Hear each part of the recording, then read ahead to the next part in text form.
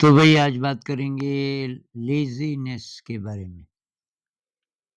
Laziness जिसके कारण तब प्रोक्रेस्टिनेशन होता है कि आज का काम कल पे करेंगे। इसी से जुड़ी हुई और बातें हैं, मोटिवेशन नहीं है, मन नहीं लगता, इत्यादि। तो क्या ये लेज़ीनेस कोई बीमारी है? इसको क्या मेंटल डिसऑर्डर कह सकते हैं? जिस तरह ओसीडी है और दूसरे अल्ज़ाइमर्स डिज़ीज़ है। अ, क्या उसी श्रेणी में ये भी आता होगा, लेज़ीनेस? तो मैंने थोड़ा छानबीन की इसकी और मुझे लगता है कि ये सबसे ज़्यादा सीरियस बीमारी है, लेज़ीनेस। उसका कारण ये है कि एक तो इसको बीमारी नहीं बोलते लोग, कहते हैं भई अब ठीक है, आलस्य है, नेचुरल है। जबकि ओसीडी किसी को हो जाए, तो उसको चिंता रहती है कि मतलब मैं बीमार हूँ, मुझे ठीक होना है। या अल्जाइमर्स डिज़ीज़ है या डिप्रेशन है।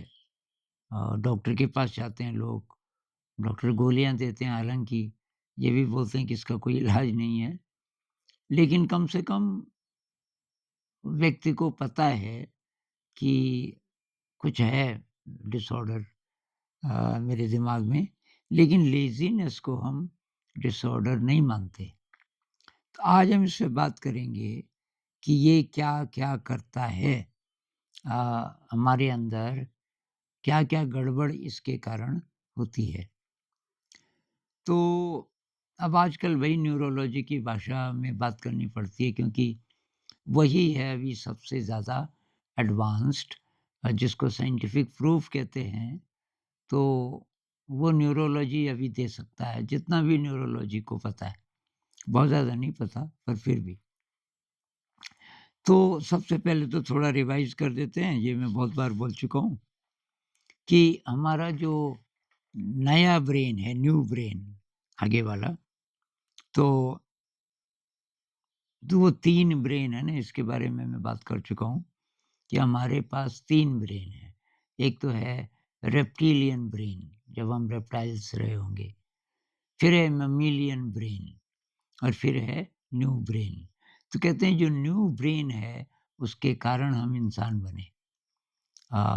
उससे पहले हम मतलब या तो पहले चिम्पैंजी थे, ऐसा बोलते हैं, या तो फिर वनमानुष जैसे थे, मतलब बहुत ज़्यादा दिमाग नहीं था।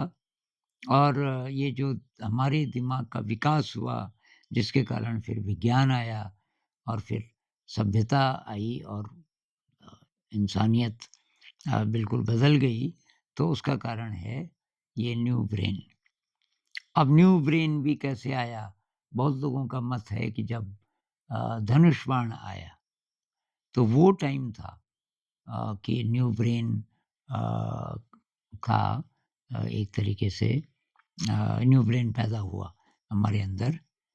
धनुष बाण से क्या लेना-देना कि उससे पहले भाला भाला फेंक के जानवर पे मारते थे, फिर जानवर कम होने लगे, ये एक थ्योरी है। अब फिर जानवर पे वो भाला लगता नहीं था, एक तो भाला भारी होता था। अब भाला जब मारना है, पहले आप मूवमेंट करोगे ना, पीछे ले जाओगे उसको, तो जानवर ज़्यादा चालाक हो गए और कम भी हो गए, तो देख लेते थे कि कुछ होने वाला है, तो वो बहुत तेज़ी से भाग जाते थे। फिर किसी व्यक्ति के या हो सकता है कुछ व्यक्तियों के अंदर ये बात आई कि यार ये मूवमेंट बहुत सटल होना चाहिए, हिरण ना देख सके, एक। दूसरी बात, भाला बहुत स्लो जा रहा है, कोई फ़ास्ट जाने वाला चाहिए, तो हल्की चीज़ होगी। तो ख़ैर धीरे-धीरे कि भाले का बन गया तीर और उसको फेंकने के लिए बना धनुष। लगे होंगे बहुत सारे साल इसको विकसित करने में।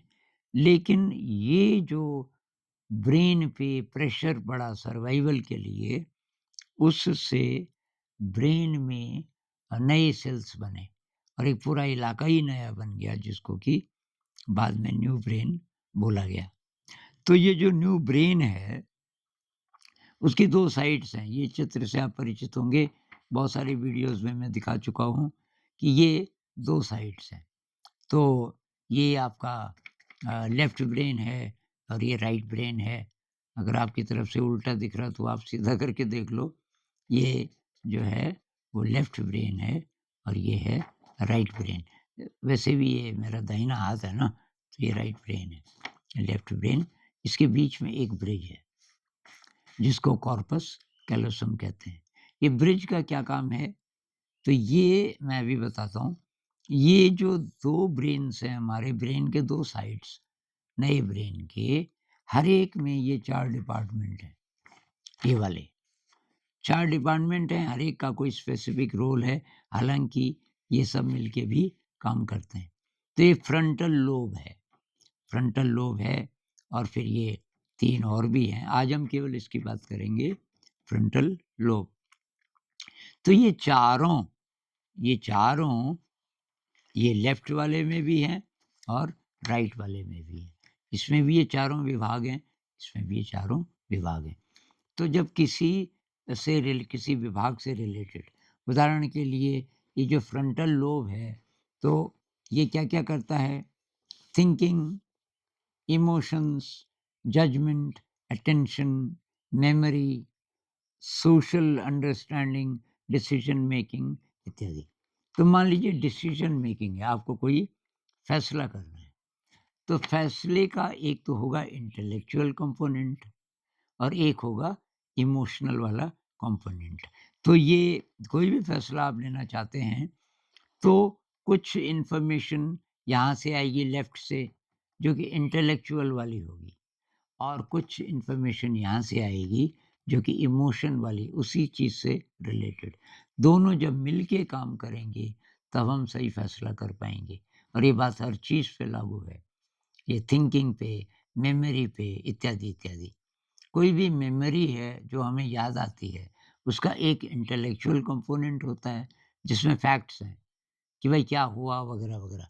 दूसरा उसके साथ फीलिंग कैसी है, और वो यहाँ से आता है। तो ये दोनों मिल कर के तब काम कर पाएँगे सही, जबकि ये ब्रिज सही होगा आपका। ये है कॉर्पस कैलोसम, यहाँ से इन्फॉर्मेशन पास होती है इधर से इधर। ये ब्रिज जिसका जितना थिक होगा, कैसे बना? ये न्यूरॉन से। कहते हैं आइंस्टाइन के ब्रेन में बस यही बात नहीं थी, उनका कॉर्पस कैलोसम बहुत थिक था। आइंस्टाइन का ब्रेन अभी भी है किसी के पास, और जब उनकी डेथ हुई तो किसी ने वो चुरा दिया ब्रेन, और वो अभी भी है। अ, किसी न्यूरोलॉजिस्ट के पास होगा। तो ये है कॉर्पस कैलोसम। और अब बात करते हैं लेज़ीनेस की। लेज़ीनेस से क्या होता है कि ये कॉर्पस कैलोसम कमज़ोर होने लगता है। अगर आप पहले से लेज़ी हैं, मान लीजिए कि कुछ महीने से हैं या कुछ साल हो गए, तो समझ लो कि ये आपका डिटेरियोरेट होना शुरू हो गया। मतलब ये इसकी थिकनेस जितनी भी आपकी पहले रही होगी, अब कम होनी शुरू हो जाएगी। ब्रेन स्टैटिक नहीं है कि जैसा है वैसा है। वो या तो बढ़ेगा और या तो वो घटेगा, श्रिंक करेगा। तो आप अगर लेज़ी हो, यूज़ नहीं कर रहे अपनी एनर्जी का, तो ये ब्रिज धीरे-धीरे आपका थिन होना शुरू हो जाएगा। कहने का मतलब अब इन्फॉर्मेशन ठीक से पास नहीं होगी तो आपके जो न्यू ब्रेन के जितने फंक्शंस हैं, खासकर फ्रंटल लोब के, वो आप ठीक से नहीं कर पाओगे। तो जो विद्यार्थी लोग हैं, वैसे सबके लिए, हर इंसान के लिए ये यूज़फुल है, लेकिन विद्यार्थी जो बोलते हैं ना कि अटेंशन की, मतलब ठीक से ध्यान नहीं दे पाते हम, अटेंशन स्पैन बहुत कम है, मन भटक जाता है, याद नहीं रहता, और ये जो हमारी थिंकिंग है वो ज़्यादा डीप नहीं है इत्यादि, रिकॉलिंग जो याद किया वो याद आता नहीं है टाइम पे। ये सारी समस्या बढ़ती जाएगी अगर आप लेज़ी हैं ज़िंदगी में। क्योंकि लेज़ीनेस से ये आपका जो कॉर्पस कैलोसम है, ये वीक पड़ता जाएगा। लेफ्ट ब्रेन और राइट ब्रेन के बीच कम्युनिकेशन अच्छा नहीं होगा, उसका पूरी ज़िंदगी पे असर पड़ेगा। केवल पढ़ाई-लिखाई की बात नहीं हो रही है, पूरी ज़िंदगी पे, क्योंकि इसमें इसमें और भी चीज़ें हैं। इन दोनों की अगर ये क्या-क्या दक्षताएँ हैं वो लिया जाए, तो logic, language, analytical thinking, speech, comprehension, math, writing और जो मैंने पहले बोले कि ये creativity, visual imagery, imagination, intuition ये सारे की सारी जो चीज़ें हैं, इन पे फ़र्क पड़ेगा, अगर ये वीक पड़ गया। तो अब बात है कि कैसे पता चला, कोई मान लीजिए लेज़ी है कि नहीं है, कैसे पता चलेगा? कोई-कोई बच्चे बोलते हैं कि जब हम 10वीं तक थे, बहुत ब्राइट थे और पढ़ाई-लिखाई में बहुत मन लगता था और अब नहीं लगता। इस बीच क्या हुआ होगा? तो मान लीजिए कि आने वाले टाइम में ऐसा होगा कि आपके पास न्यूरोलॉजिकल मैप है अपने ब्रेन का, जब आप 10th में थे और बहुत ब्राइट थे। वो मैप अब आप बीएससी में पहुँच गए और अब आप लेज़ी हो गए बहुत ज़्यादा किसी कारण से। अब उसका मैप लिया जाए, तो साफ पता चलेगा कि 2 न्यूरोट्रांसमीटर्स आपके या तो ठीक से नहीं बन रहे या वो ठीक से काम नहीं कर रहे और वो 2 हैं ये। एक है सेरोटोनिन, एक है डोपामिन। इनके बारे में मैं बहुत बात कर चुका हूँ और इसका या तो आप स्क्रीनशॉट ले लीजिए या इसको डाल देंगे डिस्क्रिप्शन में। ये वैसे पहले का भी है डला हुआ, कम्युनिटी पोस्ट में मेरे ख़्याल से।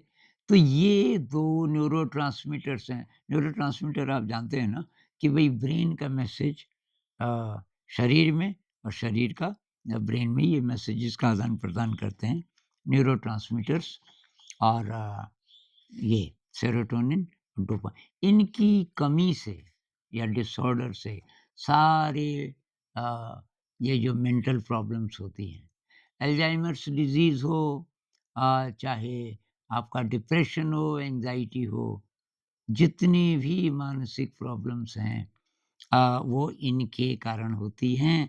ये कम होने लगे या ठीक से काम नहीं कर रहे। अब ज़्यादातर लोगों की अप्रोच क्या है, क्योंकि ये तो आर्टिफ़िशियल भी मिल जाते हैं ना, सप्लीमेंट्स की तरह मिल जाते हैं, उससे काम नहीं चलेगा। आप कितना भी ये डोपामाइन खा लो, आपका आलस से दूर नहीं होगा या सेरोटोनिन और ये डाइट डाइट का ध्यान रखोगे, खाने-पीने से भी है, लेकिन इसका संबंध लेकिन फिर भी अ, अगर आप आलसी हैं, ना तो डाइट काम करेगी उस पे और ना आपके सप्लीमेंट्स काम करेंगे, थोड़ी देर के लिए थोड़ा फ़र्क आ सकता है। कुछ और आपको करना पड़ेगा, तो क्या करोगे? तो क्रिएटिविटी और मेडिटेशन, ये 2 चीज़ें हैं। क्रिएटिविटी, मेडिटेशन मैंने कहीं लिखा है इसका इलाज ये, ये इसका इलाज है। ये मैंने पता किया कि इन चीज़ों की अगर आप हेल्प लें मेडिटेशन मेडिटेशन अगर आप आलसी हैं तो वो भी नहीं कर पाओगे शुरू-शुरू में, टाइम लगेगा। तो कहीं और से शुरू करो। क्रिएटिविटी, छोटी-छोटी चीज़ों में क्रिएटिव होने की कोशिश कीजिए। मान लीजिए आप अकेले रहते हो और अपना खाना खुद बनाते हो। अब आप सुबह उठे सुबह उठे और वही रोज़ वाला नाश्ता, ज़रा सोचो उसमें कुछ क्रिएटिविटी आ सकती है। जो भी चीज़ें हैं, उसको आप कुछ नए ढंग से बना सकते हैं, कुछ नया। उससे क्या होता है, थोड़ा-सा एनर्जी आती है अपने अंदर और वो काम अगर क्रिएटिवली कर दिया आपने, तो उससे न्यूरोजेनेसिस होगा, नए ब्रेन के सेल्स बनेंगे और वो बनेंगे, तो आपका थोड़ा सेरोटोनिन बढ़ेगा, थोड़ा डोपामाइन बढ़ेगा। ब्रह्मचर्य, ये डॉक्टर लोग नहीं बताएँगे आपको क्योंकि उनकी किताबों में है ही नहीं। ब्रह्मचर्य का जो ठीक से पालन नहीं करते, तो ये इन दोनों की कमी और या गड़बड़ी हो जाती है। डोपामाइन और सेरोटोनिन कम मात्रा में बनेंगे या डिसऑर्डर हो जाएगा उनमें। जो इसका पालन नहीं कर पाते ढंग से, तो उनके ब्रेन में तो गड़बड़ होनी होनी है। तो सतर्क रहिए। अच्छा, नेचुरल फूड इसकी बहुत कमी है। रोज़-रोज़ अगर आप ब्रेड खाते हो, नूडल्स खाते हो बेकरी की चीज़ें बहुत ज़्यादा खाते हो, कभी-कभी चलो कोई बात नहीं, लेकिन ये डेली बेसिस पे शॉर्टकट के लिए ये चीज़ें मत खाइए। दाल-भात, सब्ज़ी, रोटी, इडली, डोसा जो भी पहले से चला आ रहा है ट्रेडिशनल, आप कितने भी मॉडर्न हो जाओ भई, अगर आपको स्वस्थ रहना है, अच्छी ज़िंदगी जीनी है, तो अपनी ट्रेडिशंस को दोबारा देखो। उसमें बहुत विज़डम था। जैसे खाने-पीने की चीज़ें हैं ट्रेडिशनल और निस्वार्थ सेवा, इससे ये रस बनते हैं। रस में इन्हीं को बोल रहा हूँ, डोपामाइन, सेरोटोनिन और एक्सरसाइज़, एक्सरसाइज़ बहुत ज़रूरी है। अ, अब जो आलसी हैं तो एक्सरसाइज़ भी नहीं करते होंगे।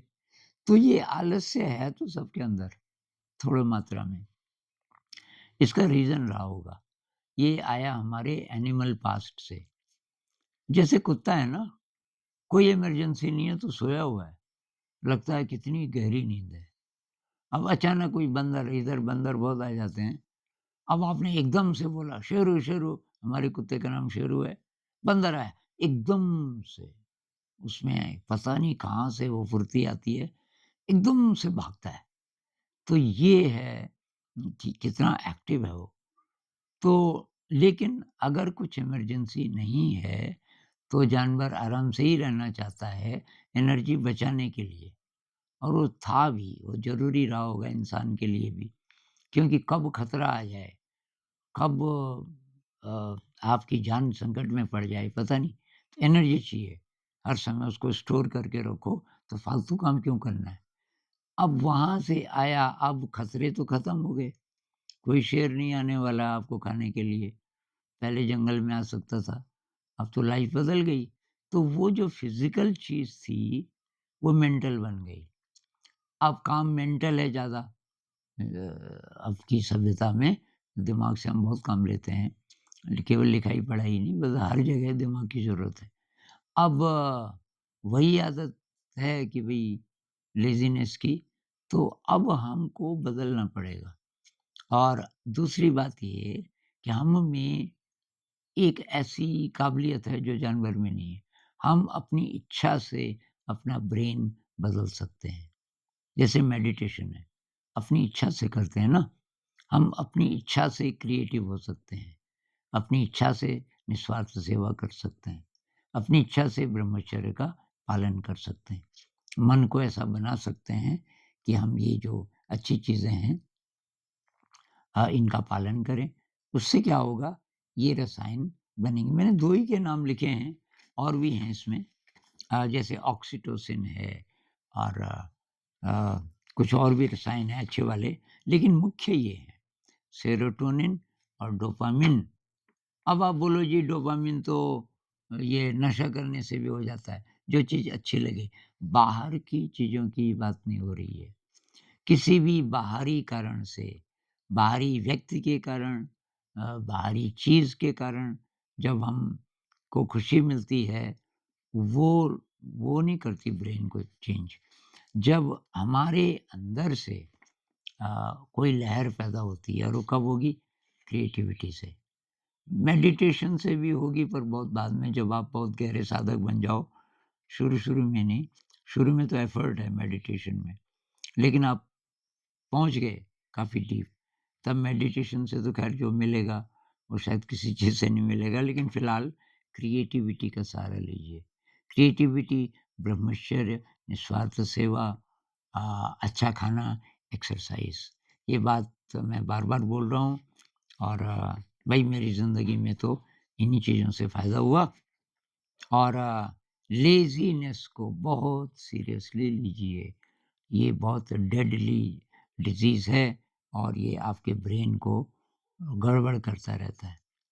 तो मेरे ख़्याल से ये साइंटिफ़िक बेसिस तो अ, मैंने बता दिया। अब कैसे आप इसको करोगे? ये सारा वीडियो देखने के बाद भी कुछ-कुछ लोग लिखेंगे कि गुरुजी लेज़ीनेस बहुत ज़्यादा है, बताइए कैसे? अरे भाई वीडियो में वही तो बोला मैंने। कैसे करोगे? ज़रा-ज़रा करके क्रिएटिव होना शुरू करो, ज़रा-ज़रा करके। एकदम आप क्रिएटिव हो जाओगे, वो तो मुश्किल है। कोई म्यूज़िकल इंस्ट्रूमेंट, अब आप उस डर जाओगे कि म्यूज़िकल इंस्ट्रूमेंट है, ये सितार है, उसको सालों लगेंगे। अरे हारमोनियम में सारेगामा पधानीसा इतना कर सकते हो, वही भी बहुत है। तो अ, थोड़ा-थोड़ा करके क्रिएटिव हर चीज़ में। कपड़े धोने हैं, आप बिल्कुल नहीं कपड़े धोना चाहते और काफ़ी इकट्ठे हो गए। उसके साथ कोई अच्छा इंस्ट्रूमेंटल म्यूज़िक लगा दीजिए, जो आपको बहुत अच्छा लगता है। उसकी रिदम पे आप कपड़े धोइए, आपको मज़ा आने लग जाएगा। तो ये क्रिएटिविटी है। उसी तरीके से खाना बनाने में, घर को सजाने में, जहाँ-जहाँ भी आप जो-जो भी करते हैं, उसमें थोड़ा क्रिएटिविटी डल सकती है। ब्रह्मचर्य का पालन मैंने बोल ही दिया। अब पराक्रम की ज़रूरत है ना भाई, कौन करेगा आपके लिए? आप ही अपनी ज़िंदगी के मालिक हो। आपको पराक्रम तो करना पड़ेगा। तो इस पे और बातचीत बाद में करेंगे। अभी के लिए नमस्कार।